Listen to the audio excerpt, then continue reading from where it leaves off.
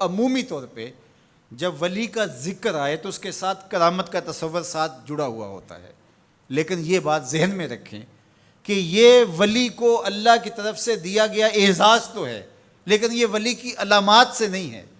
یعنی ولی کے لیے جو شرطیں ہیں، جو نصاب ہے، وہ ایمان اور تقوی ہے۔ اگر کسی کے اندر یہ دو خوبیاں پائی جائیں اور وہ کمال درجے کی موجود ہوں، لیکن کرامت آپ تک نہ پہنچے یا ظہوری نہ ہو ساری زندگی، تو اس کے ولی ہونے میں شک نہیں ہے۔ اور ایک شخص کے اندر آپ کرامت دیکھیں لیکن یہ دو خوبیاں نہ پائی جائیں تو اس کو ہم کرامت ہی قرار نہیں دے سکتے، وہ استدراج ہوگا۔ ہر وہ خرق عادت امر جو بغیر کسی شخص سے ظاہر ہو اور ہو خرق عادت، ما فوق الفطرت چیز ہو، تو اس کو قدرت الہیہ کہیں گے۔ اور اگر وہ نبی کے ہاتھوں سے اعلان نبوت سے پہلے صادر ہو جائے تو اسے ارہاس کہا جاتا ہے، اعلان نبوت کے بعد ظاہر ہو تو اسے معجزہ کہا جاتا ہے، اور وہی چیز کسی ولی کے ہاتھ سے ظاہر ہو تو اسے کرامت کہا جاتا ہے، اور اگر کسی عام بندہ مومن کے ہاتھوں سے ظہور پذیر ہو تو اسے معونت کہا جاتا ہے، اور اگر وہی کام کسی کافر سے یا کسی فاسق و فاجر کے ہاتھوں سے ظاہر ہو تو اسے استدراج کہا جاتا ہے، جس طرح دجال کے ہاتھوں سے قرب قیامت میں ہوگا کہ وہ مارے گا بھی اور زندہ بھی کرے گا۔ اب استدراج میں اور کرامت میں فرق کرنا یہ عام آدمی کے بس کا روگ ہی نہیں ہے، وہ کیسے کرے گا؟ تو اس کے لیے سادہ کلیہ یہ ہے کہ ایمان اور تقوی کی شرط کے ساتھ اس چیز کو کرامت کہا جائے گا، اور اگر یہ دونوں شرطیں نہیں پائی جا رہی تو وہ پھر استدراج ہوگا۔ تو اس لیے ولی کو پہچاننے کے لیے کرامت معیار ہی نہیں ہوا، کرامت نصاب ہی نہیں ہوا، ولی کو پہچاننے کے لیے ایمان اور تقوی ہوا۔ اگر کرامت کو معیار بنا لیں گے تو پھر استدراج والے کو بھی ولی ماننا پڑے گا۔ اور یہی وجہ ہے کہ بہت سارے لوگوں نے ایسے لوگوں کے اوپر جو کسی بڑے بزرگ کی گدی پہ بیٹھ گیا، یا وہ چار لوگوں نے اس کو مان لیا یا اس کے شعبدے چل گئے اور شریعت کا واضح تارک ہے، اور لوگ اس کو اللہ کا ولی مان رہے ہوتے ہیں، اس لیے کہ ان کے ہاں معیار وہ نہیں ہے جو قرآن نے دیا ہے۔ قرآن نے دیا الذین آمنوا وکانوا یتقون، اور کرامت معیار نہیں ہے، وہ ایک ثمرہ ہے۔ اس ثمرے کو پہچانا جائے گا اس اصل نصاب کے بعد۔ اس کو صرف ایک مثال سے سمجھاتا ہوں۔ حضرت داتا گنج بخش علی حجویری علیہ الرحمہ نے کشف المعجوب میں یہ واقعہ لکھا ہے۔ کہتے ہیں کہ شیخ علی الخواص ایک بہت بڑے بزرگ تھے، وہ سفر پہ جا رہے تھے اور صاحب حال تھے، با کمال تھے، واقعتاً اللہ کے ولی تھے۔ ایک شخص آیا اور ہانپتا کانپتا ان کے پاس آ کے رکا، کہا آپ شیخ علی الخواص ہیں؟ فرمایا ہاں۔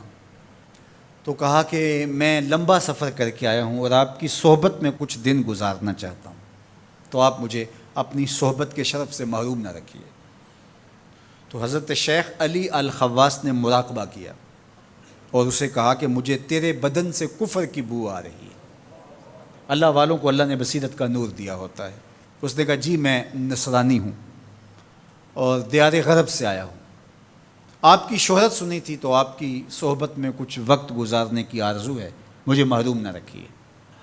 شیخ کہتے ہیں میں نے ٹالنا چاہا، میں نے کہا کہ میری صحبت میں رہنا بڑا مشکل ہوگا، تکلیفیں سہنا پڑیں گی۔ اس نے کہا جی میں گوارہ کروں گا۔ فرمایا ٹھیک ہے۔ کہا کہ میں چلتا گیا اور وہ بھی میرے ساتھ تھا۔ 8 دن گزر گئے، کبھی کھانا ملتا، کبھی 2 لقمے لے لیتے، کبھی پانی پی کے گزر اوقات ہوتی، کبھی گھاس کھا لیتے۔ ایک دن اس کا وجود کپ کپا رہا تھا بھوک کی شدت کی وجہ سے۔ اس نے مجھے کہا شیخ آپ اللہ کے بندے ہیں، میں نے عہد تو کیا تھا کہ کوئی آپ سے مطالبہ نہ کر پاؤں، لیکن اب میری سخت جواب دے گئی، تو آپ اللہ کے مقرب ہیں، تو اللہ کے اس قرب کی وجہ سے اس سے دعا کیجئے تو وہ میرے اور آپ کے کھانے کا انتظام کر دے۔ کہتے ہیں کہ میں اس کی حالت کو دیکھ کر کے سجدہ ریز ہو گیا اور اللہ کی بارگاہ میں نے یہ دعا کی مالک اس کافر کے سامنے رسوا نہ کرنا۔ کہا جب میں نے سر اٹھایا تو آسمان سے ایک طبق اترا جس کے اوپر 2 پیالے شربت کے تھے اور 2 روٹیاں تھیں، تو میں نے ایک پیالہ اور ایک روٹی اس کو دے دی اور ایک خود لے لی، اور پھر سفر شروع ہو گیا۔ 8 دن پھر گزر گئے، پھر ایک دن وہی حالت کہ اس کا بدن کپ کپانے لگا۔ تو میرے دل میں آیا کہ روز روز حالت ایک جیسی نہیں ہوتی، تو اس دن تو لاج رہ گئی تھی، تو کہیں آج یہ پھر نہ بول پڑے، تو قبل اس سے کہ یہ بولے میں نے بول کر کے کہا کہ تو بھی عیسائیوں کا بہت بڑا پیر پادری ہے، تو آج تیری باری ہے۔ تو کہتے ہیں جب میں نے اس کو کہا تو اس نے بھی سجدے میں سر رکھ دیا، اور میں دل ہی دل میں سوچا کہ اس کا سجدہ ریز ہونا کیا معنی رکھتا ہے جب ایمان ہی نہیں ہے۔ تھوڑی دیر کے بعد جب اس نے سر اٹھایا تو آسمان سے بھی طبق اترا، جس پر 4 پیالے شربت کے اور 4 روٹیاں تھیں۔ اس نے 2 روٹیاں اور 2 پیالے میری طرف بڑھائے، اور 2 پیالے اور 2 روٹیاں اپنی طرف کر لیں، اور کہا کہ کل یا شیخ کھائیے۔